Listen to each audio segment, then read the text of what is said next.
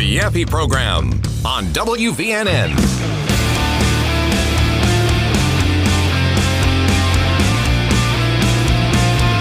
Well, we're finding out more information out of Minneapolis.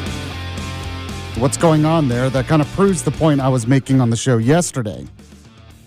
That what we are facing in Minneapolis is just another front in the cold civil war that exists in our country. Now, some people might think I'm going too far by calling it that, I guess.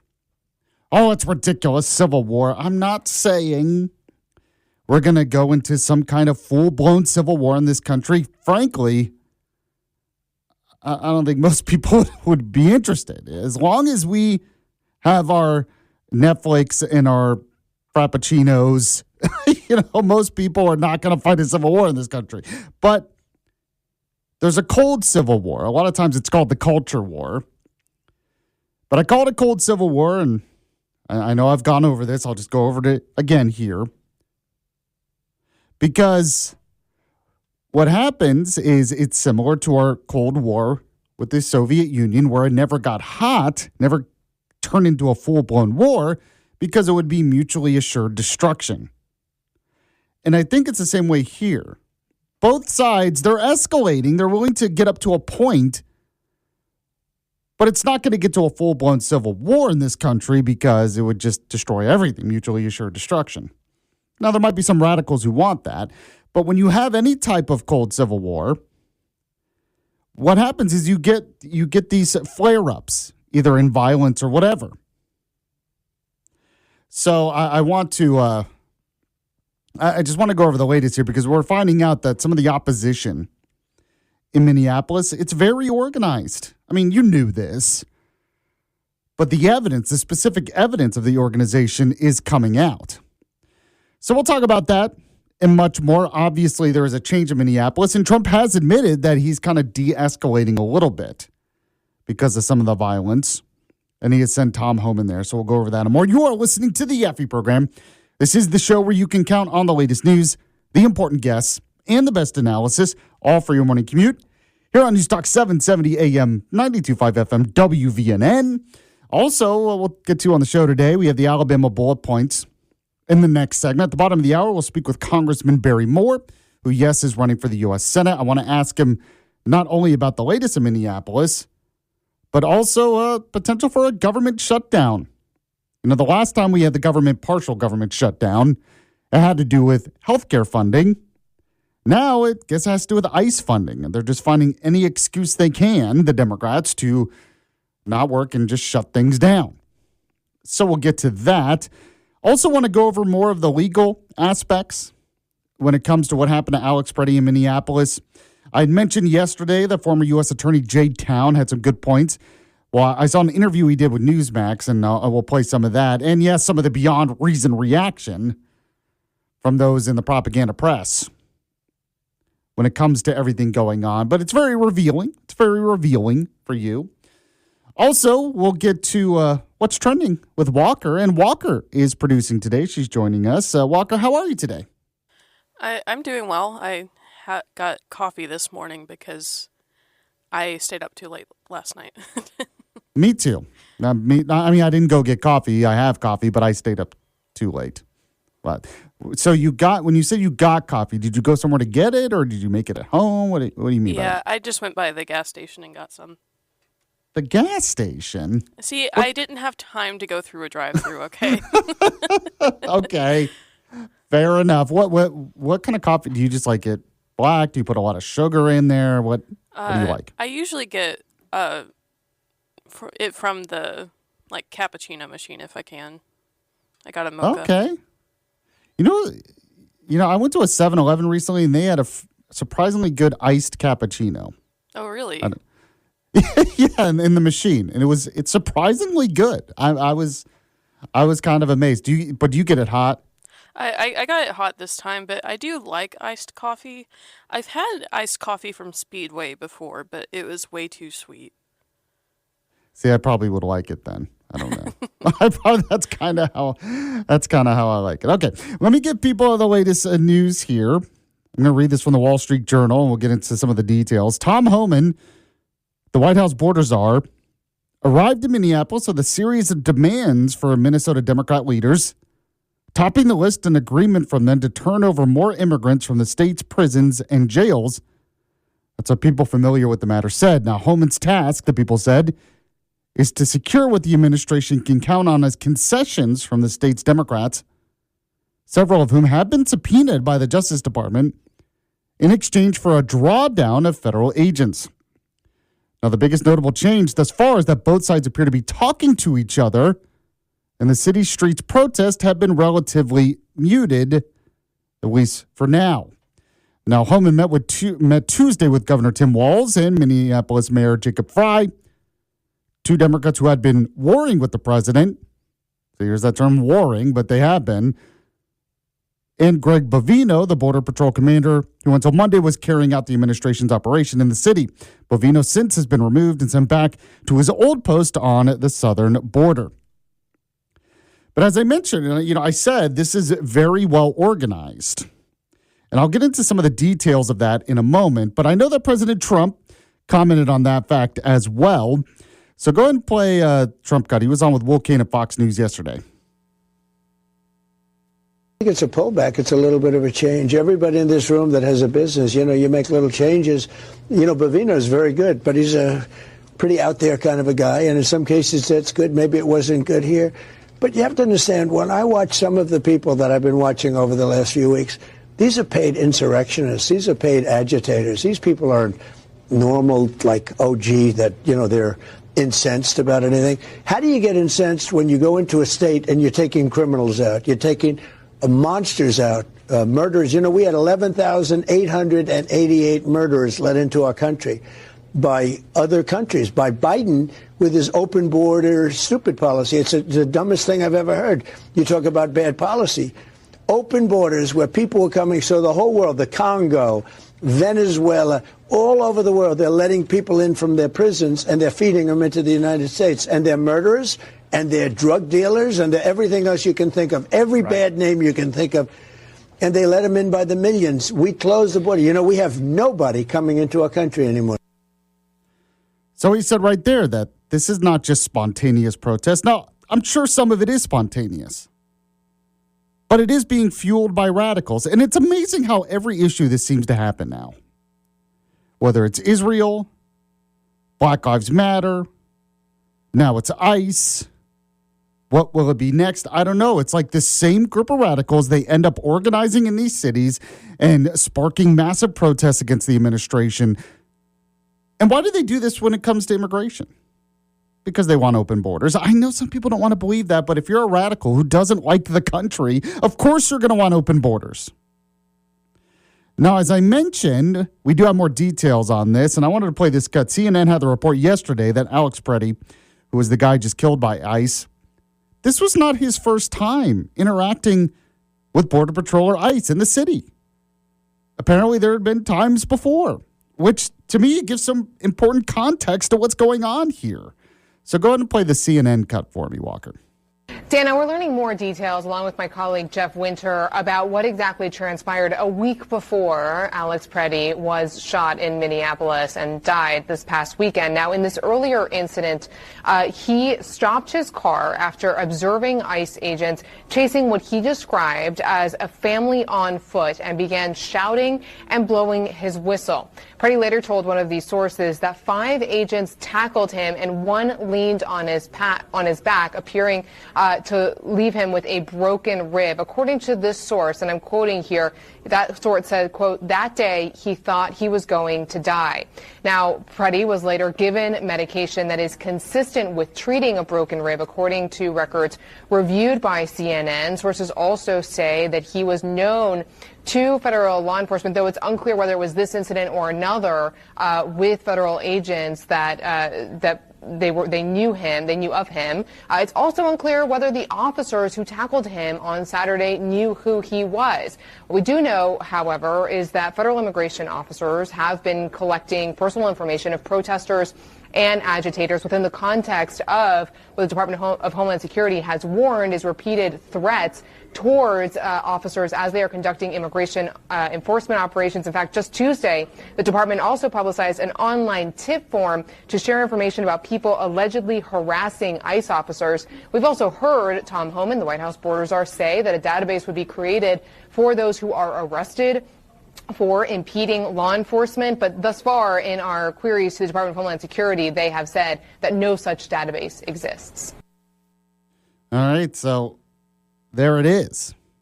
Alex Preddy. Now, I'm not saying this means the officers acted appropriately in that specific situation. But you notice when everything is going on in the video, you hear whistles being blown, you hear people yelling. This was not an incident, like some of the Democrat leaders were saying, where ICE officers and Border Patrol just randomly kill someone. They're constantly dealing with agitators who are constantly getting in their way on purpose to cause problems and chaos. That's what's happening, and Alex Preddy was a part of that. Doesn't mean he deserved to die, but what it does mean is you have people like Preddy creating very, very dangerous situations with law enforcement. And so you are upping the chances, upping the probability that someone is going to get hurt. Just like if they were doing this with the FBI. It's the same thing, or any law enforcement. It's not any different, but because it's ICE, they think they can get away with it. That's not how this is supposed to work. Now, a little bit later on in the show, I'll go over some of the details because Fox News had a really great report on just how all of this is being organized. Then you have independent journalist James O'Keefe, who got this all on video, so we know it's true, where they're like basically organizing to try to intimidate people like him, which means they're also doing that to intimidate ICE, to get people out of Minneapolis. And these are left-wing radicals who are funded and organized. So Minneapolis, unfortunately, for normal citizens in that city, has become the latest front in the cold Civil War. The good news is some people are calling Trump to just get out of Minneapolis. That's not a smart move, but it looks like finally there might be some cooperation between federal officials and local officials. We'll have to see. If you want to weigh in, we have our Yaffee text line brought to you by RegenesisStemCell.com, but you can weigh in 866-494-9866. 866-494-WVNN. At the bottom of the hour, we'll speak with Congressman Barry Moore. We'll definitely ask him about this. And we have the Alabama bullet points coming up next. You're listening to the Yaffee program. Stay with us. The Yaffee program.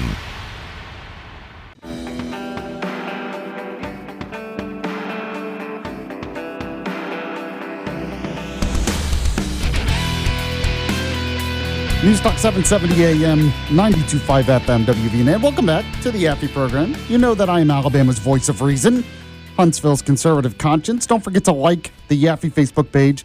Follow me on X at Yaffee or Instagram at Yaffee Live. And please spell it right. The AI can't even get it right.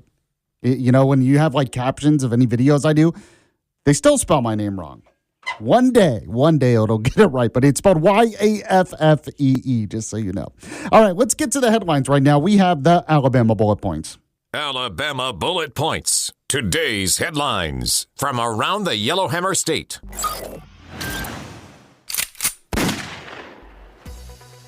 Brought to you by Larry's Pistol and Pawn. Number 4 today, apparently things are heating up in the state house race, the local state house race, where Mo Brooks is running against James Lomax. Speaker of the House, Nathaniel Ledbetter, said that Mo Brooks has failed at every office he's been in. Wow. Jeez Louise. Alabama House Speaker Nathaniel Ledbetter harshly criticized former U.S. Congressman Mo Brooks' last-minute entry into the 2026 Republican primary for Alabama House District 20. Where Brooks is challenging incumbent State Representative James Lomax. Now, speaking at a Business Council of Alabama event, Ledbetter declared that Brooks has failed at every office he's been in, citing his past roles as State Representative, Madison County Commissioner, District Attorney, and 6-term Congressman. And he praised Lomax. So it seems like a lot of this is just defending Lomax because they really like him.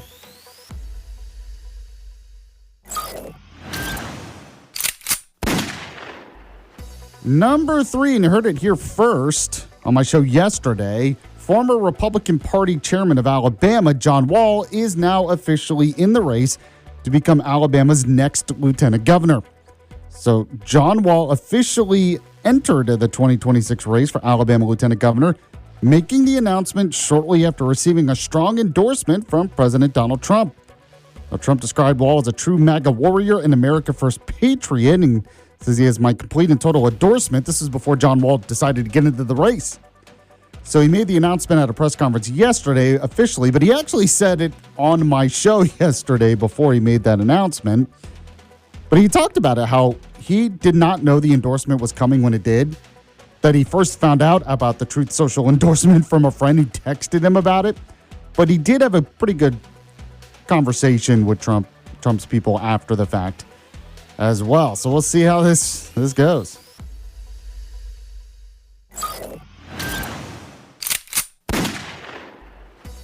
Number 2 today, and this is getting bipartisan support, which it should, but the Alabama House passes a bill expanding the death penalty to cover the most violent sex crimes against children.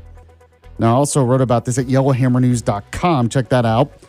The Alabama House of Representatives passed the Child Predator Death Penalty Act, expanding eligibility for the death penalty to cover the most violent sex crimes against children. Now, sponsored by State Representative Matt Simpson and pre-filed alongside State Senator April Weaver, the bill amends Alabama's criminal code to make first-degree rape, first-degree sodomy, and sexual torture capital offenses when the victim is under 12. Now, this was also something that was supported by Governor Kay Ivey. She had mentioned it in her State of the State address. Now, this effort aligns with similar pushes in other states, but it will eventually have to go to the Supreme Court. But hopefully the Supreme Court actually overturns their past bad decision on it.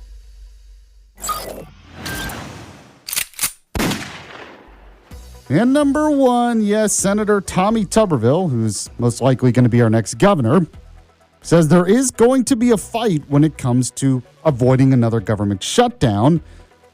That's right, U.S. Senator Tommy Tuberville appeared on Fox Business Network's The Evening Edit, warning of an impending government shutdown that he attributes to Democrats' opposition to President Donald Trump's agenda.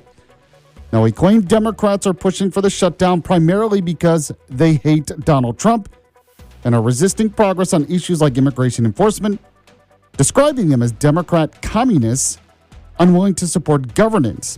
Now, Tuberville highlighted that the Department of Homeland Security is already funded through prior legislation, but the current dispute centers on proposed DHS funding amid broader tensions. Now, he predicted a fight is inevitable, saying, "There's going to be a fight, but I don't know whether we can stop it," and suggested it would affect agencies like FEMA and the TSA. So are we headed toward another dumb government shutdown? It seems to be pretty possible, although this will just be partial because some things are already funded, as he mentioned. By the way, go to Larry's Pistol and Pawn today. You know, Valentine's Day, just a couple weeks away. Are you ready? Have you even thought about it? Are you just going to do the usual thing? Oh, here's some chocolate, maybe a flower. How about you step it up? How about you get to your loved one some really nice jewelry? But you're like, that sounds expensive, Yaffee. Not at Larry's Pistol and Pawn. If you go to Larry's Pistol and Pawn in Madison off Greenbrier Exit 3, next to the big rusty water tower, you can see their huge selection, and then you'll be even more amazed at the great prices. You know, I got my wife diamond earrings there a couple years ago for Christmas, and there's a reason why I got them. I was able to get them because I got it for a good price at Larry's Pistol and Pawn. Now, something else you want to know about, they have great financing options. You can put jewelry on layaway, which is awesome. And the selection is amazing. So maybe you're just looking for earrings, maybe a new ring, maybe a bracelet. They have antique jewelry, permanent jewelry, and much, much more, all for great prices. So go to Larry's Pistol and Pawn in Madison. Today, there is another location in Huntsville off North Memorial Parkway, and you can always find out more information on their website, pistolandpawn.com.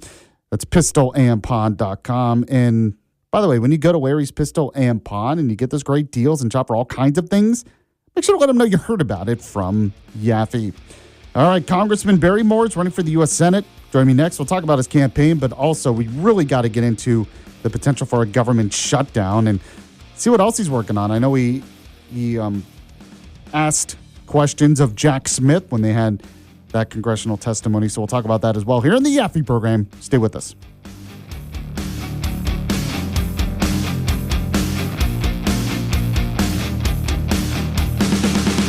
It's the Yaffee Program on WVNN.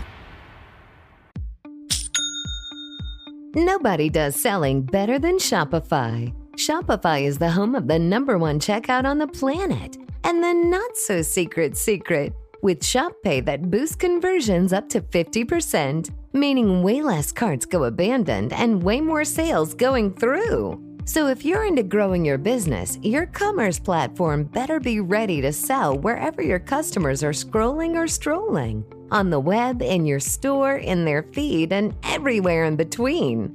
Businesses that sell more, sell on Shopify. Upgrade your business and get the same checkout that Skims uses. Sign up for your $1 per month trial period for 3 months at shopify.com/Westwood1, all lowercase. Go to shopify.com/Westwood1 to upgrade your selling today. Shopify.com/Westwood1.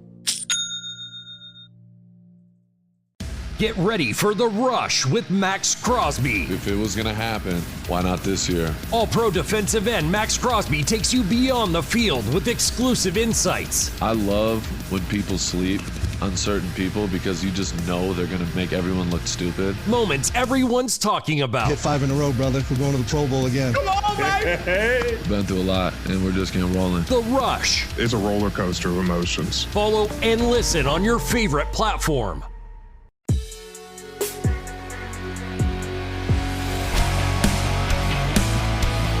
We're back here on the Yaffee Program. Glad you have joined us here on News Talk 770 AM 92.5 FM WVNN. Don't forget, you can always listen online at WVNN.com, the WVNN app, the iHeartRadio app, the TuneIn Radio app, or any of your smart devices. Although, like I said, the new Alexa, a little too excited for me. I constantly am just like, calm down with this new Alexa Plus. I still haven't figured out what I want to change the voice to sound like, but we'll get to that. I'll ask you. Give me a suggestion on the text line. So I see this quote here from U.S. Senator Cynthia Lummis talking about Congressman Barry Moore. She says, Barry Moore understands that innovation, not bureaucracy, is the future of American finance. He has been a consistent defender of sound money, blockchain innovation, and the right of Americans to control their own assets.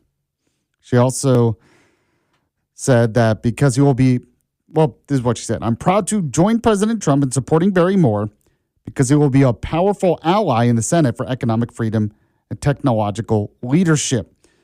So Congressman Barry Moore getting another endorsement for the U.S. Senate. So the congressman is joining me on the show right now.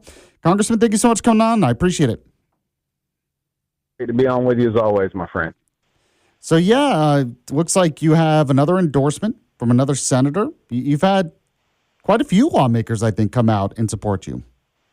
Yeah, we have. I mean, from Jim Jordan to Senator Daines to Senator Ted Budd, now Senator Loomis, Senator Moreno, Tim Burchett from Tennessee, just a lot of good conservatives that are coming on board.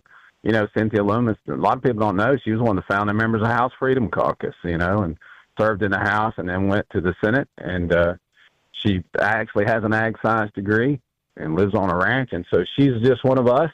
She loves freedom. She loves liberty. And I'm so pleased to have her endorsement. Okay, there you go. Now, speaking of the U.S. Senate, looks like there might be another partial government shutdown. You and I have kind of talked about this a little bit before, but before it was over health care. Now it seems to be over funding for Border Patrol, ICE, DHS. Tommy Tuberville, who you're wanting to replace, said there's going to be a fight. I mean, what does this look like, you think, in the next couple of weeks? Yeah, so certainly a fight. The Democrats always seem to pick the wrong issues to fight on. And so this time it's like, healthcare, they wanted $1 trillion to keep the government open for, $1.5 trillion to keep the government open for 30 days in the last fight. And this time they're wanting to literally defund DHS, Homeland Security, ICE, all those agencies that are doing what they can, do what President Trump wanted to do. He ran on these issues of cleaning up the illegal immigration, and now that the fraud has been kind of, the veil's been pulled back on what's going on around the country, now the Democrats want to take the side of the people who are not U.S. citizens, who are criminal elements that are in here. And look, we'll win that fight as well. I don't know what that looks like as it plays out in the Senate, but I think the Republicans need to hold the line on this, just like we did on the health care fight. to make sure that that people see that we're doing what we told them we were going to do. Now, it's just a partial government shutdown because some of the appropriation bills have already been passed. Am I correct on that? That's correct. The Senate has passed a section of appropriations on some defense and stuff, so it'll just be a partial shutdown. And it's again, they're picking the wrong side of these issues, and the American public see that. And I was so pleased with the Senate. The last fight, they held the line. They didn't cave, and Schumer's shutdown was an extended shutdown, but we did not need to cave just because they were throwing a tantrum for another $1.5 trillion for health care, the insurance companies. And I think we were right on that, and we'll be right on this issue. And again, our guys need to hold the line. We can't cave to political talking points or to the media. The DHS and what they're doing, Homeland Security, those ICE agents, they need their funding. We need to be able to do the job that the American people elected President Trump to do. Yeah, and when you're talking about the issue, it has to do with a lot of it, what's going on in Minneapolis. We unfortunately had another person killed in the city, and you kind of responded to that earlier this week, and you said chaos brought ICE. So you have Democrats saying ICE is creating chaos, but your point is that, no, ICE is actually responding to the chaos. Talk about that a little bit. Absolutely. Well, I think, if you see, we've deported more than 10 times as many people out of Texas. And, no fights, no protests. This is the same crowd, Black Lives Matter, Antifa, the radical left that are taking on the law enforcement, the federal law enforcement officers with the federal law behind them trying to clean up the mess in Minneapolis. And the video of Nick Shirley showed so much fraud. And now we know that money's going back to Ilhan Omar and some of those. She has that ghost winery that went from, $15,000 to $5 million in 12 months, and they don't even have a website that works. That's the reason Waltz and Ellison and Omar are fighting this, because we are getting to the root cause of fraud, and it's going back to our political elected officials. The corruption, as they funnel the money to these special groups, they funnel it right back to those elected officials. And so they just don't want that to be exposed. And so we're in the process of doing that. And look, it's unfortunate that people die. And, it's like I said last time, if you'll comply, you won't die. When a law enforcement officer gives you an order, you do what you're told to do. And it sounds like these are agitators. They're actually using signal chat, I think, to target ICE from tag numbers. And it looks like some of the data, Yaffee, is flowing from top down. So this stuff's being leaked by elected officials and people in government to actually oppose the federal government. Yeah, Fox News had a really interesting report on that, where it does seem like, you have possibly paid agitators, but this is very organized. I mean, this is an organized effort to really disrupt things. So it sounds like, you have some of the officials saying, oh, Trump needs to pause in Minneapolis, or ICE needs to leave. It sounds like you support ICE staying, and you think it's imperative here. You absolutely have to support law enforcement, because you can't let the left win by creating chaos. They blame the chaos on ICE, but that's always the process. They go out, they agitate, they stalk, and then when they get into a confrontation, they scream victim. That's how it works. And they try to turn the public opinion, and the media is part of this, against the actual federal law enforcement officers, who have a very tough job to do. Even in a good environment, their life is on the line. But when they're agitating, and these elected officials are saying, go out, create chaos, and then when there's a problem, when somebody gets killed or somebody gets hurt, then they scream, we're the victim, we're the victim. No, if they'd have stayed in their lane and not trying to interfere with law enforcement, you wouldn't have these kind of problems. Speaking with Congressman Barry Moore, he is also a candidate for the U.S. Senate. What do you think about the fact that Tom Homan is up there? It does seem like there maybe is a little bit more cooperation, although it's very early. But Tom Homan is demanding, kind of what you said, that at least they allow ICE into the jails to get the people that are at least in jails that are also illegal immigrants. Absolutely. And Homan is a leader. I mean, he came in under Obama and got awards for the job he did on immigration. President Trump's got the right man. This is not a political issue for Tom Homan. This is a law that, in a sense, that this is a law enforcement issue. This is what the American people want done. And Homan has a stellar record of doing that. And so he's saying, hey, if you got criminal elements locked up, don't turn them back on the street. Give them to ICE, and let's get them out of the country. I carried a bill to get people who are driving illegally in the U.S., drunk driving, out of the country. And prior to that, they were just being released. The judges would say, hey, you know, this person's guilty of DUI. They're here illegally. They would turn them loose to ICE, and they just put them out in the street. Holman doesn't work like that. Under Biden, they would turn them right back out, and we'd have these repeat offenders who killed people eventually. And you know, in some cases, it was always like this was the third or fourth offense. They were put right back on the street. Holman's saying, if you got people locked up that need to be out of this country, turn them over to ICE. Let's get them out of the country. Let's make the American public safer.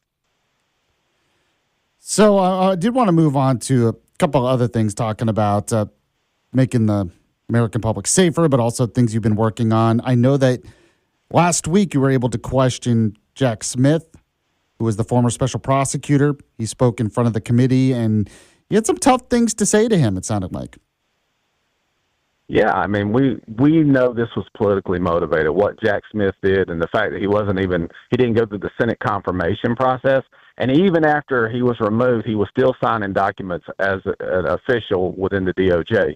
It was criminal. And the way that they went after Trump and targeted him, and it was just another fine example of the weaponization of the DOJ under Biden against a former president and a sitting president. And so we were glad to get Jack Smith in there. I know Chairman Jordan was tickled with the way we handled that, and we exposed it for what it was. It was a weaponization of the DOJ against the primary political opponent of Joe Biden. So talk about, what were the Democrats saying during that committee? I didn't get to watch the whole thing, but was it a lot of praising him for going after Trump? I mean, their excuse is that Trump just deserves it, right? That's kind of their line.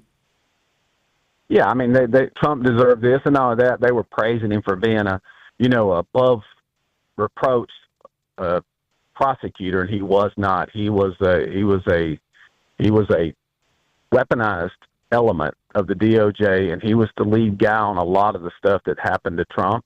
And, you know, it was just another example of what Alvin Bragg and Fannie Willis did at the state level. This was federal prosecution going after, again. You know, that's one of the things, too. You know, the DOJ and that element, that part of our federal government is supposed to be out of the politics. They're supposed to not, in most cases, you certainly don't prosecute during an election, but this was, he put a gag order on Donald Trump during the presidential election. Can you imagine? I mean, you go out, you target the guy that's running against the leader of the Democratic Party. He's our nominee.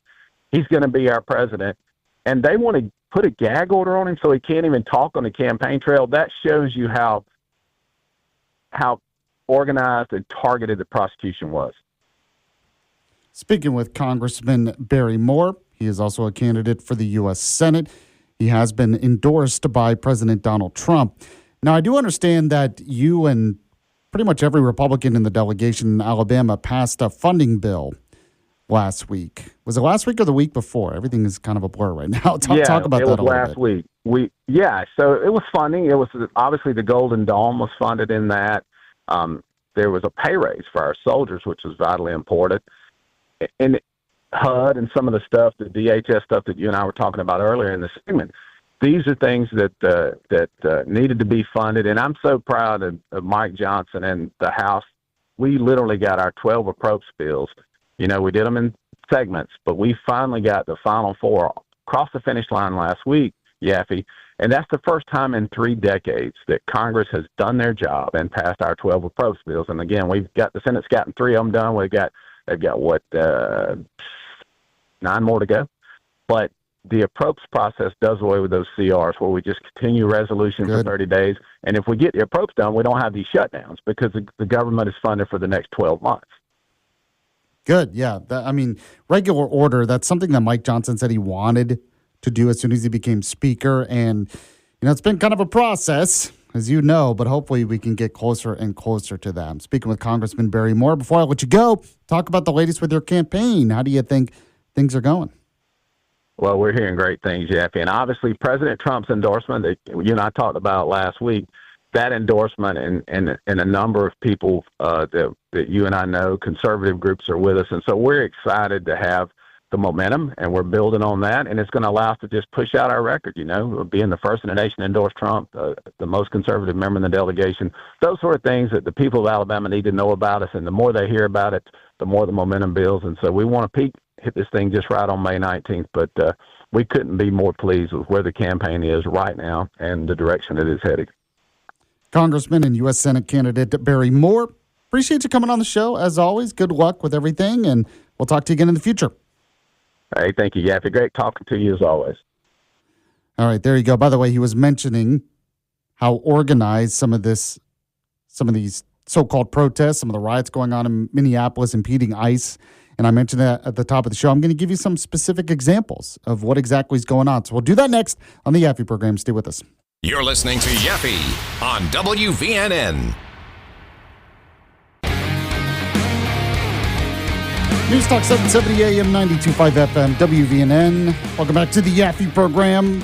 As you know, this is your woke detox center, your rehab from any woke stuff that you deal with in your life. You listen to me, you feel better.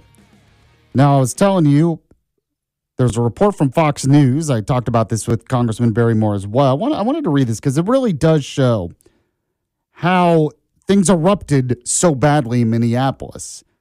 You know, you look at some in the propaganda press, celebrities on social media that think this is all spontaneous, but it's really not. Even Alex Preddy had dealt with law enforcement before, so he was constantly trying to intervene in what they're doing.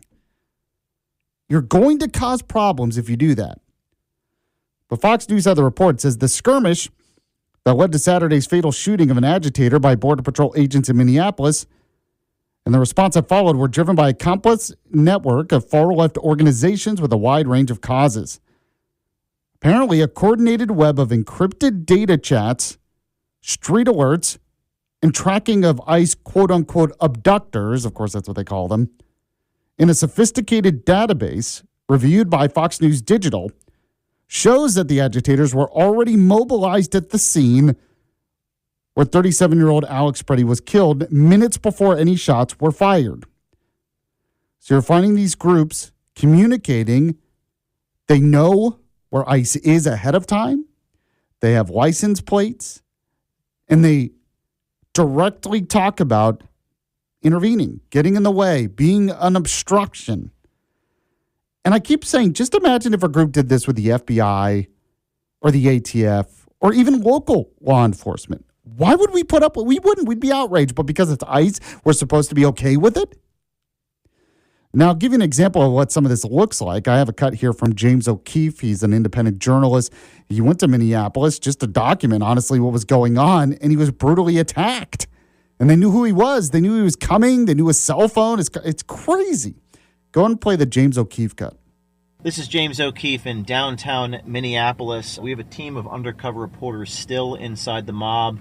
I was at the scene of the shooting, covering it this morning, and basically we barely got out of there alive. There were a few hundred that surrounded us, started throwing ice bottles at us. A few hit us, hit our vehicle.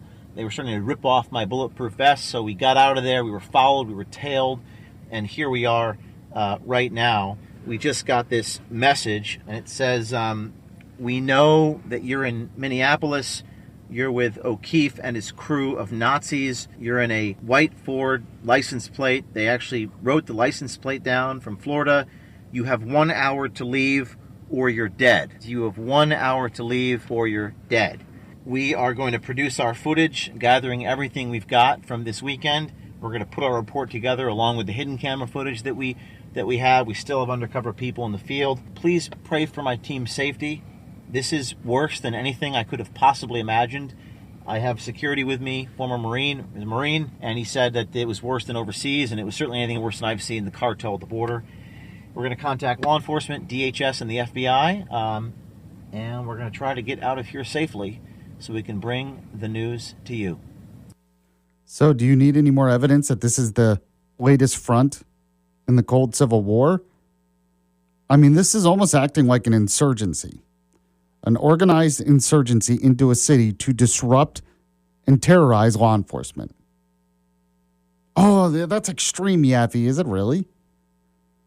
I mean, think about it. And the goal is chaos, violence. You would think after someone was killed by law enforcement, they would say, this isn't the right approach. This is causing more problems. No, it's almost like that's what they want, because then they can use that to fuel more rage against them. That's what insurgencies do when you see it in other countries. Now, Fox News had more. It says, over the following hours, a national network of socialist, communist, and Marxist-Leninist cells in the United States leveraged the tragic fatality into a nationwide protest operation. While grief and outrage over Petty's death is genuine, the network's real-time, rapid response using short, sensational video clips and emojis as weapons of propaganda offers a window into the disciplined logistics, messaging, and coordinating of far-left warriors fomenting insurgency-like confrontation with authorities. Yeah, that's what's going on here. So I say all this to say ICE can't leave now. You can't have ICE be intimidated, federal law enforcement be intimidated by these groups and just cave and leave, which even some Republicans now are saying that's what ICE should do. That's what Border Patrol should do. So I'm glad Trump's not caving at least fully and send Tom home in, and maybe we can catch more dangerous criminal illegal aliens. I just have to say. All right, we'll be back in a moment on the Yaffee program. The Yaffee program. It's back. Hey, it's Dan Bongino. I've got some big news for you. Starting February 2nd, the show is back. That's right. The Dan Bongino Show is relaunching, and we're going bigger than ever. Join me live on Rumble.com Monday through Friday, 10 a.m. to noon Eastern. We'll cover the stories that matter, cut through all the garbage, and get to the truth. Can't catch it live? No problem. Grab the audio wherever you get your podcasts. Remember, February 2nd, the return to the Dan Bongino Show. Don't miss it.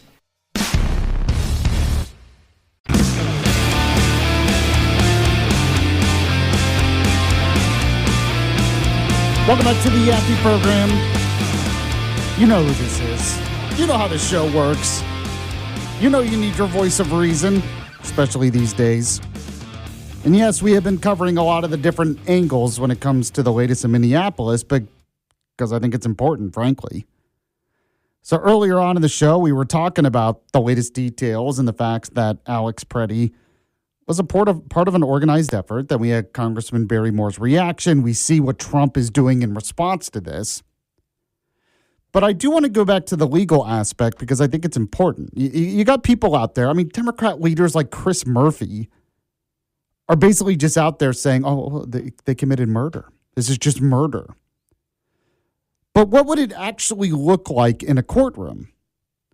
You know, if this goes to court and there's a jury and they look at evidence and what are the charges, what would all of that look like when you're dealing with a law enforcement situation like this?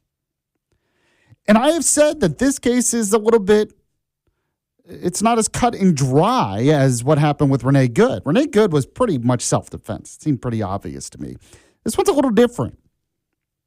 So I wanted to play these cuts from former U.S. Attorney Jay Town. He comes on Dale's show all the time. He's also a Newsmax legal analyst, and I was able to catch an interview he did with Newsmax, and I just want to go through. He believes that looking at it as a prosecutor would, that these officers were justified according to the law. And his point is that even if it was a mistake, even if they probably shouldn't have done it, that's not the legal standard. The legal standard is, did they have a reasonable expectation and fear for their lives in the moment? Or is it beyond a reasonable doubt that in the moment they should have known better not to do this? And when you think about it from that aspect, in a law enforcement situation like this, we can all kind of judge based on different angles of the video. We all thought videos would make things easier to judge, but people still put on their political lenses and it's like they ignore their own eyes. I get that. So I thought he was a pretty good voice of reason on this. So I wanted to go through this. I've done a little bit of this before. Now, there are other aspects as well. A little bit later, we'll talk about some of the propaganda press reaction, including from Jimmy Kimmel, who still has a show somehow. I don't know how that's a thing. All right, go ahead if you can, Walker. Play J-Town Cut 1 for me. So I think it's important to start with, well, if you want to hold the officer that fired the shots accountable, what's the standard to do so? And that's where I, as a career prosecutor, begin. And the standard is that the officer reasonably believed that the suspect posed a threat of death or serious physical injury to himself or to others. It's just that simple. Now, the law also prescribes that the officer doesn't have to be correct in the fact that he pulled the trigger. And hindsight is of no benefit to the analysis. And so I do think that it was a lawful use of force, regardless of what mistakes might have been made. And the two things that these events have in common, Tom, is that they both, Renee Good and Preddy, injected themselves into a law enforcement operation and refused to obey law enforcement. Okay, so what are you saying there is that they refused to obey law enforcement initially, which caused the situation to begin with. And so he was already hostile, and then he was resisting. And then by them noticing he had a gun, they might have had a reasonable expectation that he was about to use it, so they fired in self-defense. And that, as we've said a million times, this all could have been avoided if he just wasn't interfering with law enforcement. Now, he was also asked about, some of the response. Kristi Noem calling him a domestic terrorist, talking about Alex Preddy, and J-Town was asked about that. Go and play cut 2 of J-Town for me. Well, I think that if there is an appropriate time for such a statement, it's after the investigation, Tom. I think that's when if there was evidence of that, perhaps there's a manifesto at his house or in his car, in his cell phone. But, I don't know if he was politically motivated to be there or not, which is necessarily part of the definition of domestic terrorist. I mean, that's a reasonable response. That's the kind of response. Maybe J-Town should be the head of Department of Homeland Security. I don't know. That's the kind of response you should see from our leaders. I was very critical with Kristi Noem's response, and let's be honest, so was Trump. Trump has been defending her today and defending the actions here, but we know, according to reports, and we can kind of tell from his moves that he's not happy with how she responded. Go ahead and play cut 3 of J-Town for me. And another example of the left radicalizing somebody to literally fight law enforcement here. Well, and that very well could be the case. And don't forget, he had 3 high-round, specially made capacity magazines. So he had 63 rounds on him, right? Now, I carry a pistol with me. Oftentimes, it's a 380, or if I carry a 40, it's got, between 8 and 12 rounds, depending on which one. But I never need 63. If I need 63, I'm losing. So my self-defense is not working. He went there with a purpose. Yeah. He resisted arrest. He injected himself into the situation. When he was pepper sprayed, he maintained injecting himself. And when he was taken to the ground, he resisted. And he was armed. You introduce a firearm to a law enforcement operation, things can get dangerous very quickly. He's right. You introduce a firearm. Now, he's saying, look, he believes in the Second Amendment. So do I. But this isn't just someone carrying for just personal self-defense in everyday life. This is someone who goes into a situation, and we have reports that he's done this before, who goes into a situation to impede ICE with a firearm. Why? What was his intention there? Now, it could be that he is just one of these brainwashed people that believes ICE is the Gestapo, so he has every right to defend himself against the Nazis, which is why that kind of rhetoric is such a problem. Go ahead and play cut 3 of J, or are we at cut 4? I'm sorry, cut 4 of J-Town. Well, I'm fine with Minnesota. I mean, I don't trust Tim Walz or Jacob Fry to do anything, or Chief O'Hara, frankly. But they can do their investigation if they'd like. There can be no state prosecution of a federal officer. That just 28 U.S.C.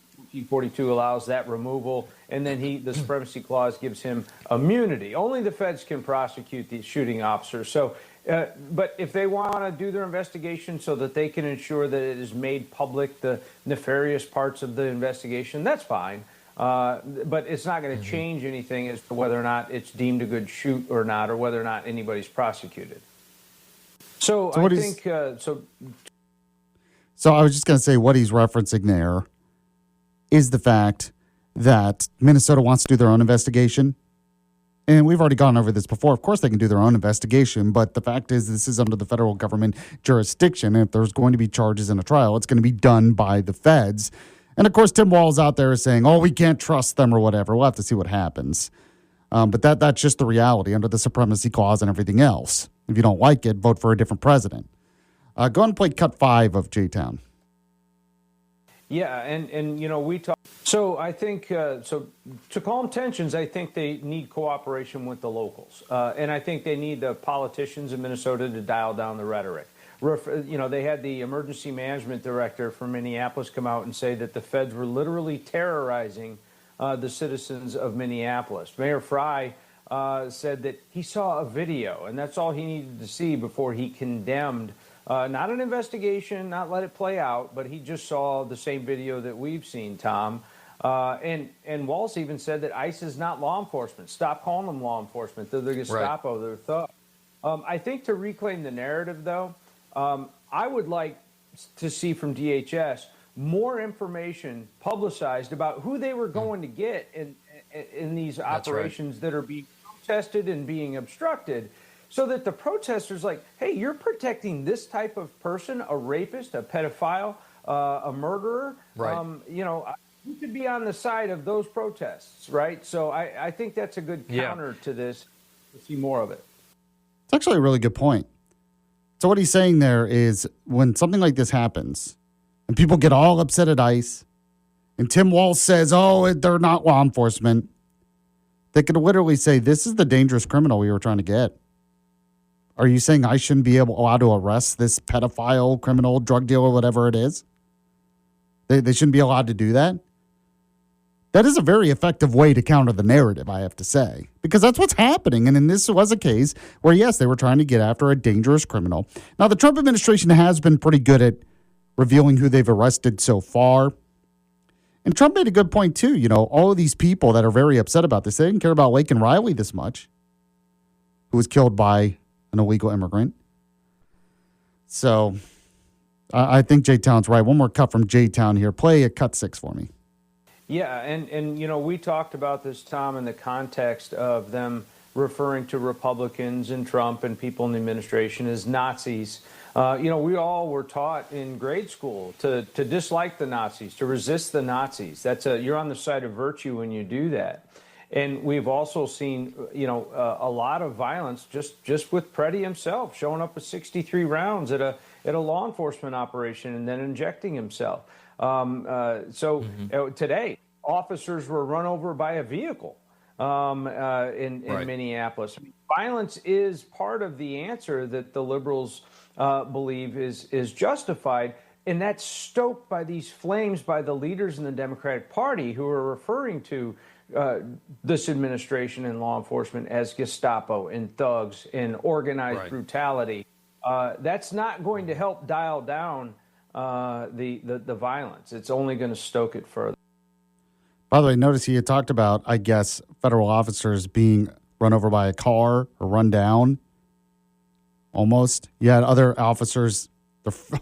One of the ICE agents or Border Patrol had part of his finger bit off or some kind of crazy nonsense. You don't have the propaganda press. They don't seem to be covering that aspect to this as much. Now, you can weigh in. Love to get your take on this. Do you agree with J-Town that because of the evidence there, he suggested it's probably a justified shoot? You can tell me. We have our Yaffee text line, sponsored by RegenesisStemCell.com. Mike weighed in, and he said, if he would just not have carried the gun to the protest, he'd still be alive. Now, I want to point something out here. The only part I disagree with you, Mike, is it wasn't a protest. He didn't carry the gun to a protest. He wasn't, we're acting like, oh, he's just on the side. They're holding their signs or protesting. No, he was there to actively impede. He's a part of one of these groups where their goal is obstruction. Their goal is to get in their way. And according to reports from CNN of all places, not the first time he had an interaction with them. That doesn't happen if you're just a normal protester bystander. It only happens if you're actually impeding law enforcement.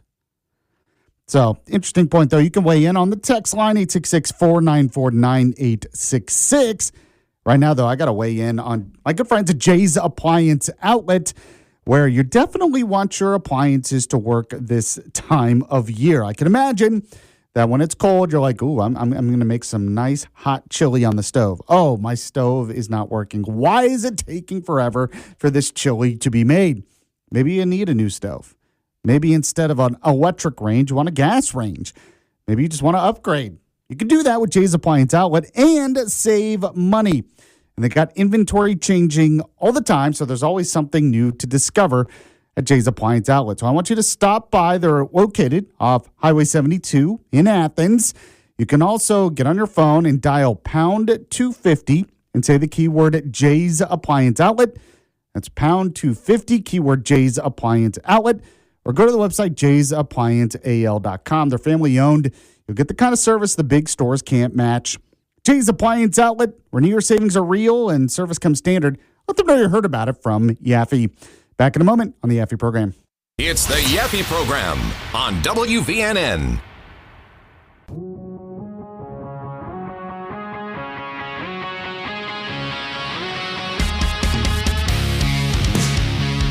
Welcome back to the Yaffee program. It's a revolution in common sense. Huntsville's Smart Talk Radio on News Talk 770 AM 92.5 FM WVNN. By the way, Bugsy is going to be making a surprise guest appearance for What's Trending next. So we're going to have Bugsy and Walker here and reacting to What's Trending. So that's going to be fun. I wanted to play some comments here from Border Czar Tom Homan, who is now in charge of the operations in Minneapolis, because he went on Morning Joe on, what is it, MS Now? It used to be MSNBC or something. And he's had enough. He's had enough of their nonsense from the propaganda press. He had to straighten things out. And, of course, he's right. But go and play a Tom Homan cut one for me, Walker. I see on the show this morning you have Governor Healy talking about ICE doing enforcement operations at a church. Mm-hmm. False. Didn't happen. They were parked there. They did not do an operation there. She said they were parked in a public space legally. But to say that and to push that out there puts fear in the immigrant community. So let me tell you what's happening. To do that puts fear in the community. Right. To park the ICE agent's vehicle they're on a near public a church. Street. They are on a public street. She said they're on a public street, sir. waiting to respond to a criminal alien release pulled aside the road. I mean, we all know. So this is the reality. And this is why Tom Homan's right. So they go on a public street, happens to be near a church. Oh, they're intimidating that church. How dare, it's ICE's fault. See, they're escalating. They want to go after the church, probably. So they're not allowed to park in a public street to do a federal law enforcement operation. This is what's so dumb about all of this. Why are people intimidated? Why? Because of the nonsense, the rhetoric put out there? What's to be intimidated? If you are a legal citizen or a legal resident of the United States of America, you don't have to be intimidated. They're not going after you. But the fact is, we have immigration laws. And if you're an illegal immigrant, then yeah, maybe you should be intimidated because you're in the country illegally. What? I don't know why it's so hard to understand sometimes. All right, go ahead and play cut 2 of Tom Homan. Let me tell you, in the last couple of days, what's happened in Boston. They've arrested Victor Gomez Perez, a 33-year-old criminal alien from Guatemala, with charges of aggravated rape, assault and battery with dangerous weapon, indecent assault and battery on a victim 14 years or younger. They arrested Kaylee Espinosa, a 33-year-old criminal alien from Colombia, with charges of aggravated assault on a pregnant victim. They arrested Joshua Gonzalez, a 23-year-old criminal alien from Dominican Republic, with charges for trafficking heroin, morphine, opium, resisting police, disorderly conduct, and drug distribution. They also arrested Samuel Armando Barrero, a 20-year-old criminal illegal alien from Guatemala, pending charges for assault and battery on a child. So Mayor Wu and Governor Healy, they ought to be calling ICE and thanking them for making their streets safer, for protecting their communities and taking these people off the street. They've turned a blind eye to this. They're sanctuary cities. Sanctuaries, cities and sanctuary states are sanctuaries for criminals. Give ICE access to the jail to arrest a bad guy in the jail rather than have to go in the community to find them. Because when you go in the community and find them, it puts ICE officers at greater risk. It puts the community at greater risk. It puts the alien at greater risk because anything can happen on a street arrest. So, it's kind of interesting. What Tom Homan is doing is what J-Town told them to do. That, if you really want to combat the narrative, talk about the people that ICE is arresting and deporting. Now, he goes even further here, and once again, he's right. Go and play cut 3 of Tom Homan. This is what we're trying to do. We're trying to prioritize public safety threats. When you got governors and mayors who are releasing these public safety threats every day into the community, that causes the crime rate. And we've seen some terrible incidents in the last few days where innocent victims are murdered.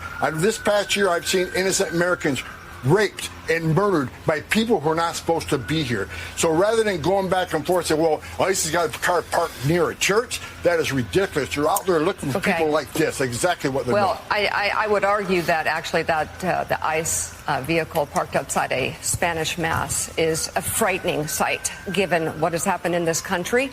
I also, with respect, sir, thank you for the information that you have shared on this show, but we would appreciate all of the information. All of it. All of the data that you say you have. I've done this show several times. Every time on your show, I speak with integrity, I speak with honesty, and I speak with facts. The bottom line is, because of all this false narrative, and you using the term disappearing people, well, is that's disgusting. What's happened. That happened to the group that was sent to El Salvador. U.S. citizens get arrested every day. U.S. citizens get arrested by police every day. Are they being disappeared? No, their laws are being enforced. They're being arrested. They're being put in detention because they committed a criminal offense. Not like what you're doing. Not even close. We're enforcing the law and arresting people here in violation of law that are public safety threats. That's not disappearing people. That's enforcing the laws of this country and making this country safer. He's right. When you start putting out rhetoric that they're just disappearing people, you are putting out a narrative that ICE is just randomly picking up people and disappearing them. What does that mean? When you're an ICE official and you arrest an illegal immigrant and then you deport that illegal immigrant under immigration law, that's not disappearing people. So he's right. I had to play that. Because he's exactly right. All right, going to lighten things up, of course, in the next segment. Bugsy is here. So we're going to do What's Trending with Bugsy next on the Yaffee program.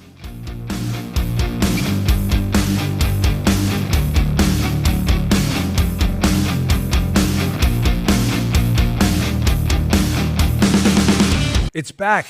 Hey, it's Dan Bongino. I've got some big news for you. Starting February 2nd, the show is back. That's right. The Dan Bongino Show is relaunching, and we're going bigger than ever.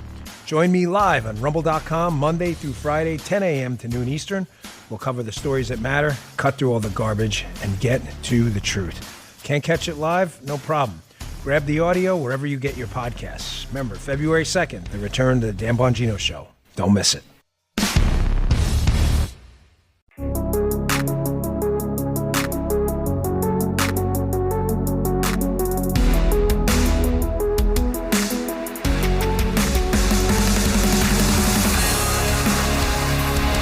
Welcome back to the Yaffee program. Don't forget, if you miss any of the show live, the podcast's up on the website, WVNN.com. By the way, when you're on the website, you can check out our sweet deals of the week. Save some money on some great stuff. So go to the website, click that tab, the sweet deals tab. Then you can go to the Yaffee page and see the podcast or get podcasts anywhere podcasts are available. Walker is here, but so is Bugsy. So let's just get right to it. We have What's Trending with Bugsy. Keeping you up to date with all that's trending in your world. Oh, they have the internet on computers now. You guys know how to post videos to Facebook? It's What's Trending. Sponsored once again by Coleman Furniture Market. They always have the latest trending in furniture. Always the best deals. And the best brands, by the way. So most of the furniture in my home is from there for a reason. You know, I like to lay on my couch, which is a Lazy Boy couch, a leather one that I got from Coleman Furniture Market. It's awesome. Of course, my cat usually lays on top of me, especially now when it's cold. So I'm trying to read, and then a cat's in my way. It's not the couch's fault, though. The couch is doing a great job.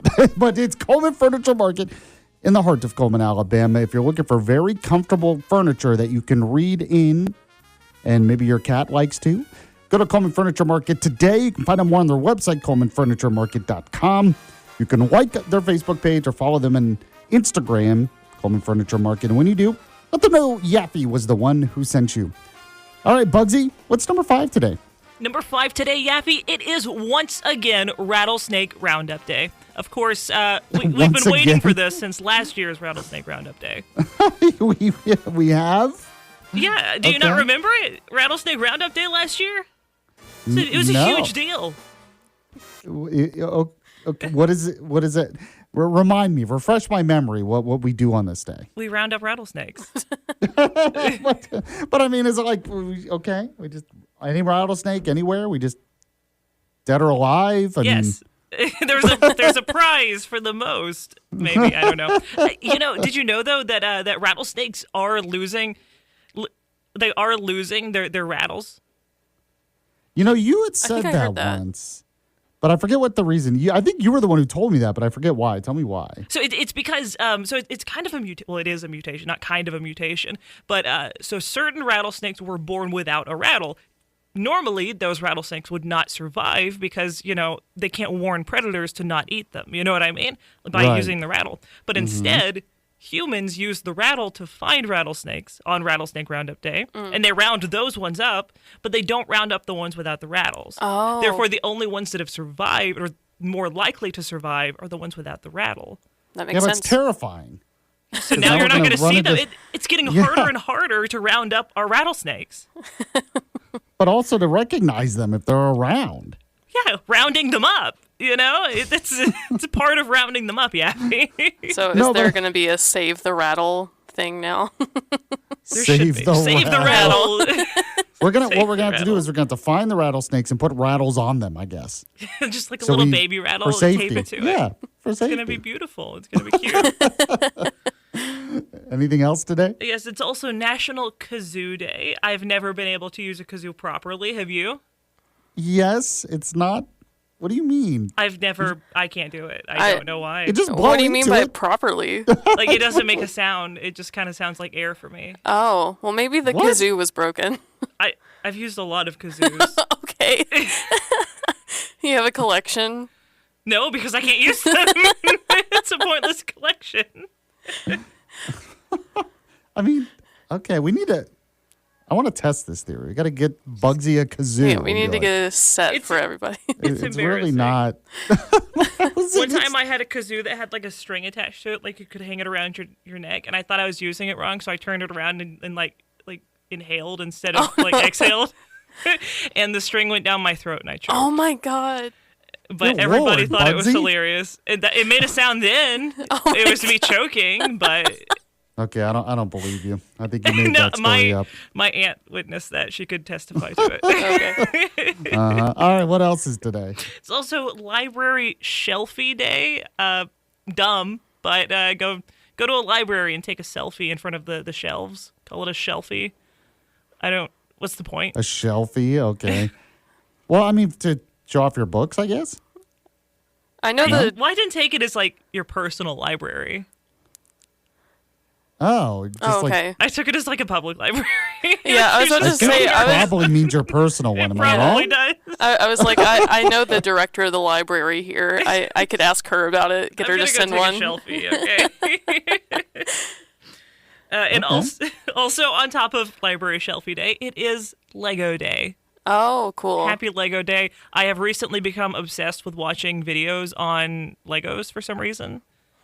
And it's not even like people building sets or anything. It's like the history. Oh, okay. Like the history of Legos. And There's a Lego Master TV show. Have you seen that? I don't care about that. Okay. I want to know about Modulex and like patent information, stuff like that. Okay. I don't know why. So I watched one video and now YouTube has decided I was obsessed with it. So I've started watching more and more and more. And then when I fall asleep and I wake up and then it puts it on Good Burger for some reason every single morning. Good Burger? Yes. Okay. So hopefully tomorrow is Good Burger Day. So I can talk about that. Like the movie Good Burger? Yes. Chelsea What's even sad is commented on it. I don't think I know that movie. I know Bob's Burgers. How do you not know Good Burger? I am Keenan too and young, Kel? maybe. You're like 3 years Keenan and Kel? old. I'm very upset with that. They came out with a new one. Yeah, like, well, you don't know Zaboomafoo Yaffee, so shut up. I knew Zaboomafoo. okay. Yeah, she knew. Okay, that's it. Forget it. All right, what's next? So number 4, you know those Danish butter cookie tins that everybody has in their house, and it doesn't actually have cookies in it. It has sewing materials in it, like needles, Yeah. thread, buttons, etc. Yep. So a beauty supply company, Cara Beauty, has come out with a new viral sewing kit palette. It comes, you know, the little tomato pincushion. Yeah, I know what you're talking about. tomato? The one that you put your needles into, yeah. Yaffee, do you know the little tomato? No. Oh my god, Okay. you don't know Zaboomafoo, you don't know Little Tomato. Whatever. Have you ever seen a sewing kit? Yaffee, have you ever Have I? sewed? No, I have not. So that this could be the problem. Lame, whatever. Anyways, moving on. Again, because Yaffee Did knows anyone nothing. expect me to have sewn before? I mean, come on. Yeah, you're right. But anyways, so the company that does these cookies is Royal Dansk, I think is how you say it. It's like a little blue tin and everything. The palette itself comes in one of those. It is very cute. I assume they actually reuse the real cookie tins. And instead of either cookies or sewing materials, it is beauty supplies that look like the sewing materials. The little pincushion tomato thingy is a beauty blender to blend in your that's makeup. cute. And the little eyeshadows and stuff it comes with have little impressions to make it look like thread. Oh. And there's ones that look like buttons. I love that. It mimics the sewing thing. So now when you have one of these in your house, somebody's going to open it and they're not even going to find, you know, cookies, sewing stuff. You know, they're not going to find either of those. They're gonna it's going to be find makeup. Yeah. So I'm I here think they for should it. find. I would be more impressed if they looked like cookies they should do both, honestly. instead of looking like sewing stuff. They should I have want put both them to in look it. like cookies. They should Yeah. have put both in it, honestly. They really should have. But Would you want to put makeup on that looks like cookies? is it going to look like cookies when you put it on? I don't know. I have no idea. Yeah, if you put your makeup on and tell me if it looks like cookies. All right, what's next? So number 3, this is actually a little bit of old news, but it recently resurfaced and went re-viral again. I don't think that's a word, but I'm now deciding re-viral is a term. Surprised it's not, actually, but it go really ahead. should be. I've never heard it. Have you? I don't think No. so. Yeah, exactly. No. There you go. I've invented a new word. You're welcome. That's number 3. I invented a new word.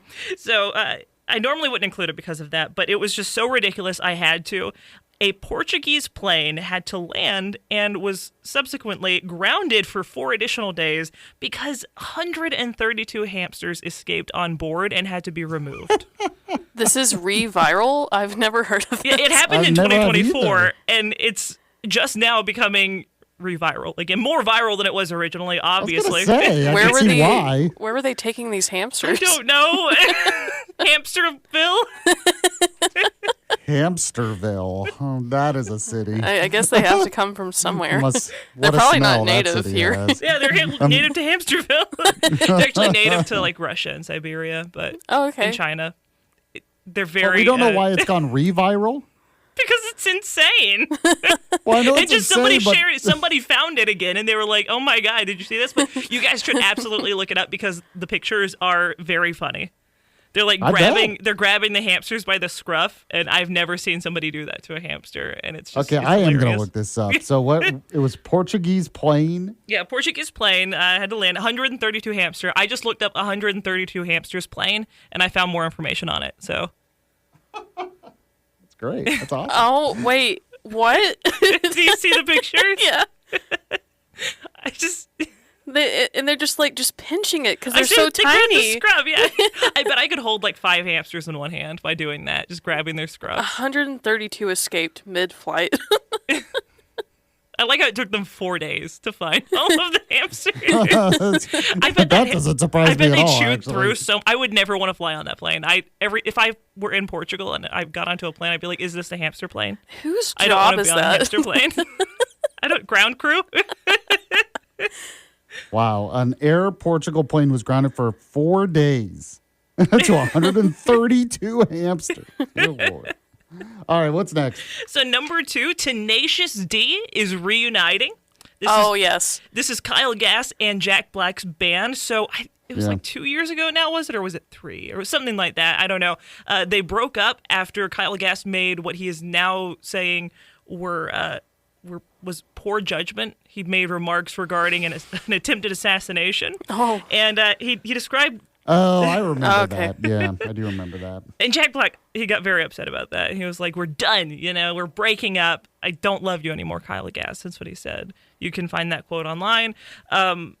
Anyways, Kyle Gass described how he and Jack Black worked through the fallout privately, likening their partnership to a long-term creative relationship with ups and downs.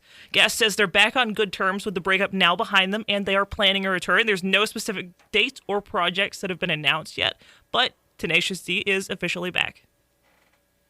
Okay. Were you into them at all?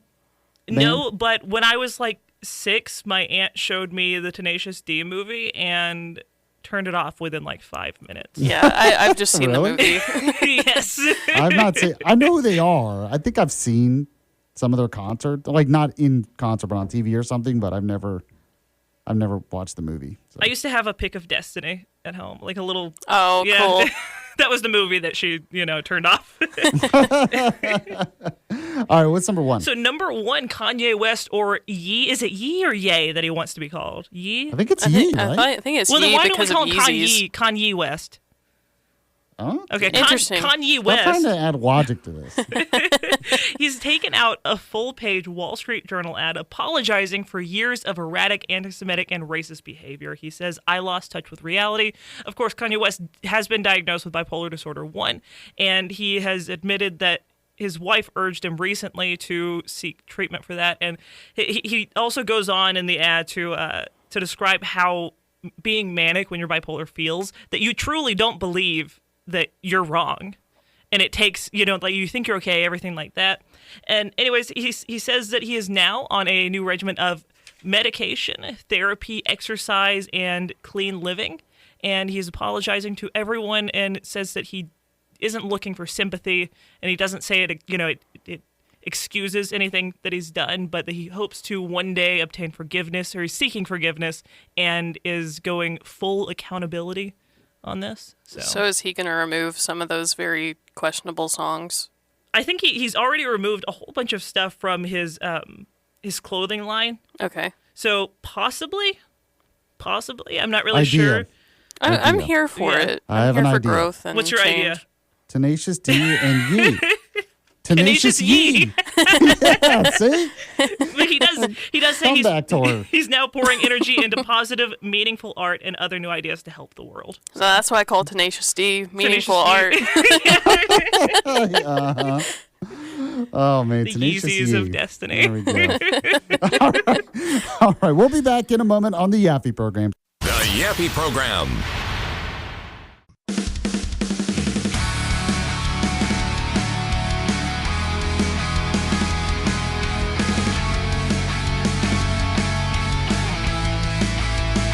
We're back here on the Yaffee program, final segment of the show. During What's Trending, they were talking about, I guess, it's like a tomato stuffed animal thing. I don't even know what to call it, where you put needles in it.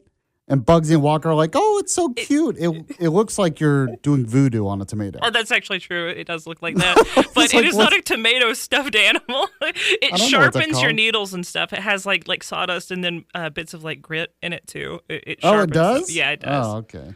I don't know. I don't know why like it's shaped like a tomato. Voodoo. I'm like, why is there a tomato voodoo doll? When you use one of those, some tomato in the world is suffering.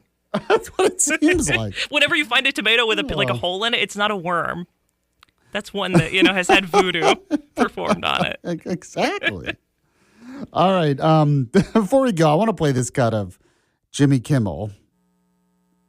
And usually when I play a cut of Jimmy Kimmel, I'm like, comedy? Like, this is comedy? Is this funny? This is what late night TV is now? But go ahead if you can, Walker. Play the Jimmy Kimmel cut I sent you. If our leaders are intentionally creating and encouraging violence and fear, then I hope you will also agree we need new leaders, because these are not leaders. And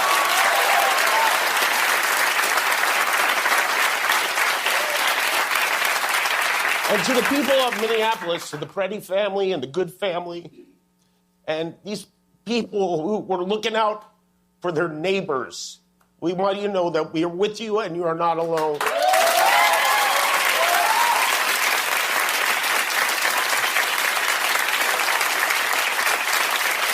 And I'll tell you another thing.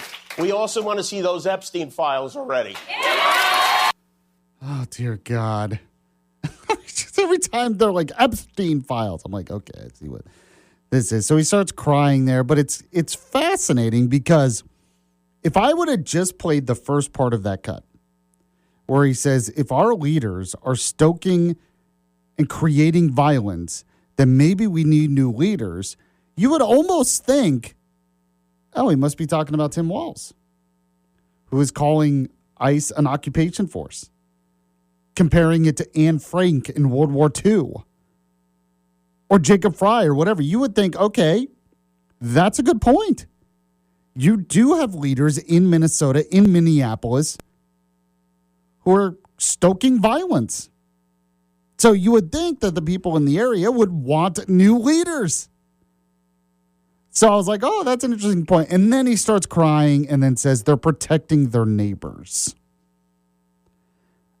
This is, once again, the attempt by the left to blur the difference between illegal immigrant and one that is illegal. So one that's in the country legally and one that is in the country illegally. And it's so weird that this is the only time we do that. So if, let's say it was a different crime. Let's say it wasn't immigration, them breaking immigration law. Maybe they're just breaking other laws. Maybe, okay, someone in your neighborhood is stealing. They're going out and breaking into cars and stealing cars. So the FBI comes in because let's say the FBI comes in. It's a nationwide problem and they figure out where it is. And so if the neighbors impede the FBI there, does Jimmy Kimmel go on the air and say, they were just trying to protect their neighbors? No, of course not. Because it's not just protecting your neighbors. It's impeding legitimate law enforcement to arrest people who are in the country illegally. And a lot of people will say this is not the Christian thing to do, Mike. You know, the Bible says we need to reach out and help the foreigner. The American people in this country, we allow in more immigrants than most other countries legally. There are millions of quote unquote foreigners in this country that went through the process the right way, that have been vetted, that are allowed to be here, are not under deportation orders. And you know what? Then yes, we can help them. We can give them opportunities. We can treat them great. So if they're here illegally, though, they're committing a crime. And so it's not necessarily about, oh, you're treating the foreigner unfairly. It's not about treating the foreigner unfairly. It's about arresting the person for committing a crime. When a foreigner commits a crime, let's say it's not immigration, let's say it's another crime, do we say, oh, well, they're actually from a foreign country and they're our neighbors now. We can't arrest them or do anything? Of course not. So we have to get through our heads, and and the problem is both Republican and Democrats for years really didn't enforce immigration law, so now we're enforcing it, and people are like, how dare you enforce the law, I guess. But we have to get it through our heads. It's about law and order. It's about enforcing the law, and it's about arresting and deporting those that have broken immigration law. And that's why I say over and over again, it's like, this doesn't seem too hard to understand, but they constantly try to blur the lines. And until we point out that that's what they're doing, this problem continues. All right, appreciate you listening to the show. If you missed any of it, the podcast is up on the website, and I'll be back tomorrow at the same time. See you then. It's the Yaffee Program on WVNN.